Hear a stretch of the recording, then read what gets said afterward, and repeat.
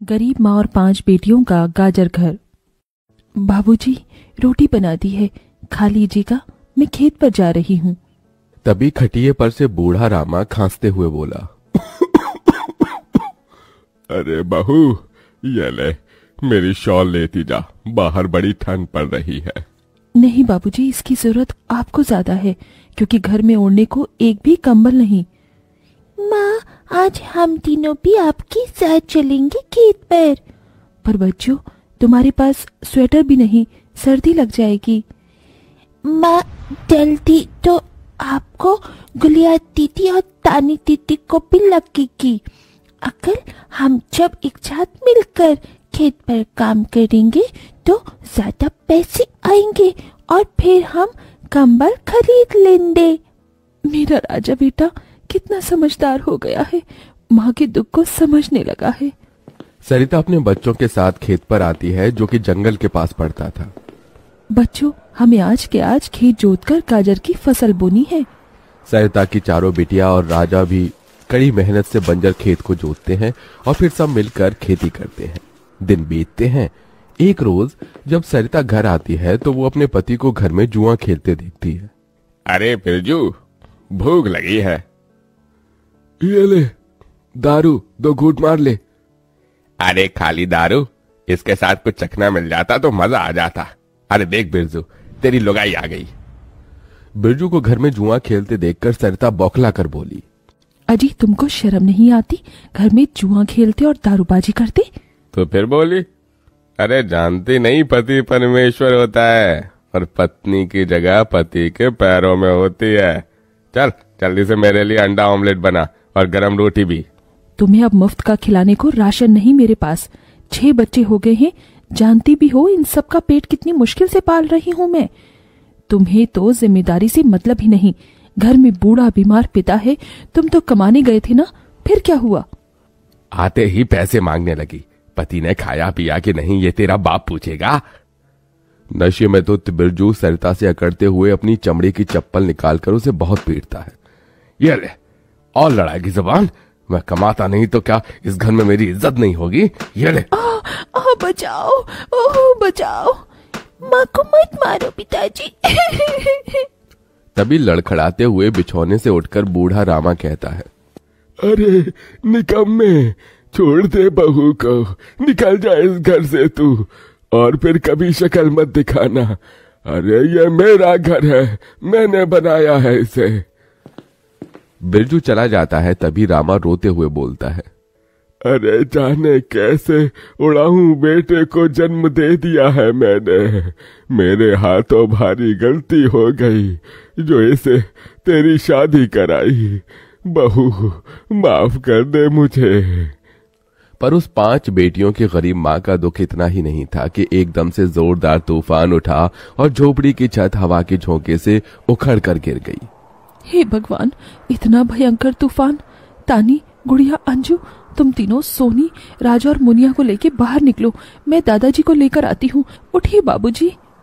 नहीं बहू, तू जा, मेरा समय आ गया है।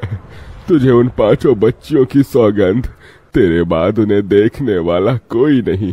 जा बहू, जा। सरिता के बाहर निकलते ही पूरी झोपड़ी गिर जाती है। सरिता छाती पीट पीट कर रोने लगती है। बाबूजी, अरे कैसा निर्दयी है रे तू ऊपर वाले। क्या मिला आखिर, क्या मिला तुझे मेरा घर उजाड़ कर? तू खुद तो अपने घर में सो रहा है और मेरी 5 बेटियों को बेघर कर दिया। जवाब दे, तू बोलता क्यों नहीं? सरिता को टूट कर रोता देखकर उसकी 5 बेटी भी बिलख बिलख कर रोती है।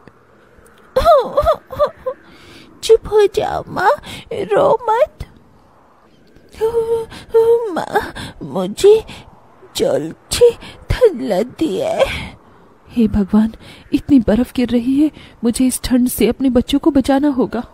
सरिता सबका दरवाजा खटखटाती है, मगर कोई भी मुसीबत में उसकी मदद नहीं करता। हार कर वो अपने जंगल वाले गाजर के खेत में आ जाती है और सब रात भर ठंड से कांपते ठिठुरते हुए बीतती है। माँ, बहुत भूख लगी है। हाँ माँ, मुझे भी भूख लगी है। तभी सरिता की सबसे बड़ी बेटी तानी खेत में देखती है जहाँ लाल लाल गाजर उगे थे। देखो माँ, हमारे खेत में तो गाजर तैयार हो गए हैं। फिर तानी अपने सभी भाई बहनों को गाजर तोड़ कर देती है। ये लो मेरी बहनों, गाजर खा लो। अपनी बेटियों को ठंड में ऐसे देख उस गरीब माँ का मन अपार दुख से भर जाता है।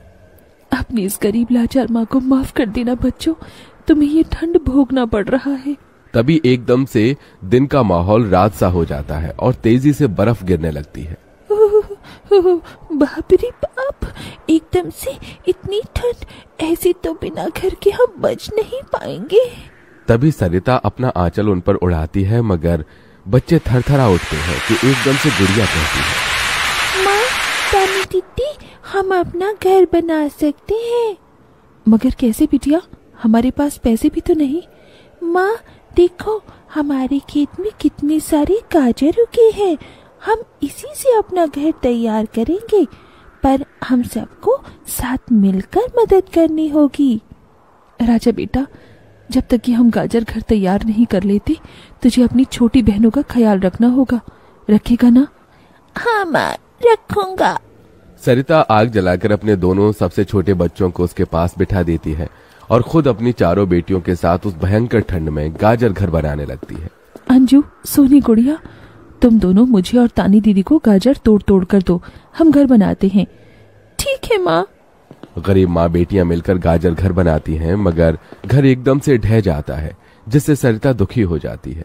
कितनी मेहनत से ये गाजर घर बनाया था हमने, मगर सारी मेहनत बेकार चली गई। तभी चारों बेटियां रोते हुए गाकर अपनी माँ को हिम्मत देती हैं। जिंदगी की यही रीत है, हार के बाद ही जीत है, थोड़े आंसू है थोड़ी हंसी, आज गम है तो कल है खुशी, जिंदगी की यही रीत है, हार के बाद ही जीत है। मेरी बच्चियों। रोते हुए सरिता अपनी बेटी को गले से लगा लेती है। वो फिर कोशिश करते हैं, कई बार उनका गाजर घर बिगड़ता है। तभी गुड़िया कहती है, माँ, अगर हम अपना गाजर घर मजबूत बनाने के लिए पहले लकड़ी फट्टे से ढांचा बना लें, तो फिर हमारा गाजर घर नहीं गिरेगा। सब ऐसा ही करते हैं, जिससे उस बार उनका गाजर का घर मजबूत बन जाता है। सरिता अपनी पांचों बेटियों और बेटे के साथ घर के अंदर आती है। तब जाकर उनके शरीर को गर्माहट महसूस होती है। अरे वाह माँ, दीदी, आप सबने कितना सुंदर गाजर घर बनाया है, और ये कितना गर्म भी है। तभी सरिता अपने बेटे बेटियों का मुंह देखती है। सबकी आंखों में भूख थी। मैं जानती हूँ तुम सबको भूख लगी है ना, अपनी माँ को एक दिन दे दो, मैं कल काम ढूंढ लूंगी। ठीक है, आज हम ये गाजर खाकर सो लेंगे। आप भी खा लो ना माँ, आपने 2 दिन से कुछ नहीं खाया। सोनी अपने नन्हे हाथों से अपनी गरीब माँ को गाजर खिलाती है। अगले दिन सरिता ठंड में इधर से उधर काम ढूंढने भटकती रहती है, मगर कोई उसे काम नहीं देता। इधर अब उसके खेत के गाजर भी खत्म हो गए थे, जिससे उसकी बेटियां भूखी थी और उसकी दुधमुही बेटी भूख से रोई जा रही थी।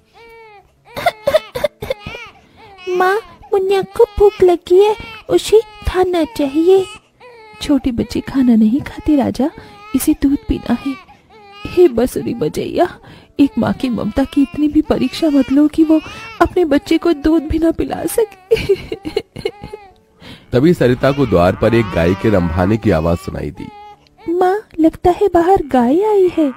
सरिता अपनी बेटियों के साथ बाहर आकर देखती है तो गाय के थन से दूध की धारा बहे जा रही थी। इस गाय के थन में कितना दूध गिर रहा है।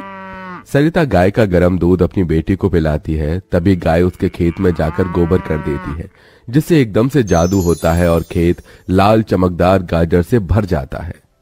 माँ, ये तो कोई जादुई गाय लगती है।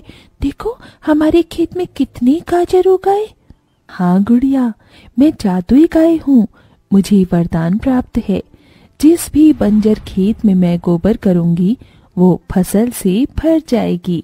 मैं इससे पहले भी तुम्हारे खेत में आई थी। इसका मतलब गौ माता, आपकी वजह से उस वक्त भी मुझ गरीब के बंजर खेत में गाजर उगी थी। आपका कोटि कोटि धन्यवाद गौ माता। माँ तुम काम ढूंढ रही थी ना, अब मैं ढूंढना। तुम तो कितना अच्छा गाजर का हलवा बनाती हो, और गाय के दूध से खोया, घी, दूध सब बनता है। तुम हलवा बनाकर बेचो। सरिता उस गाय के दूध से घी, खोया तैयार कर लेती है और गाजर का हलवा बनाकर बेचने लगती है, जो कि लोगों को खाने में स्वादिष्ट लगता है। उसकी अच्छी कमाई होती है, जिससे उसकी आर्थिक स्थिति ठीक हो जाती है और वो गाय उसके गाजर घर के बाहर बंधी खेत के गाजर और घर दोनों की पहरेदारी दिया करती।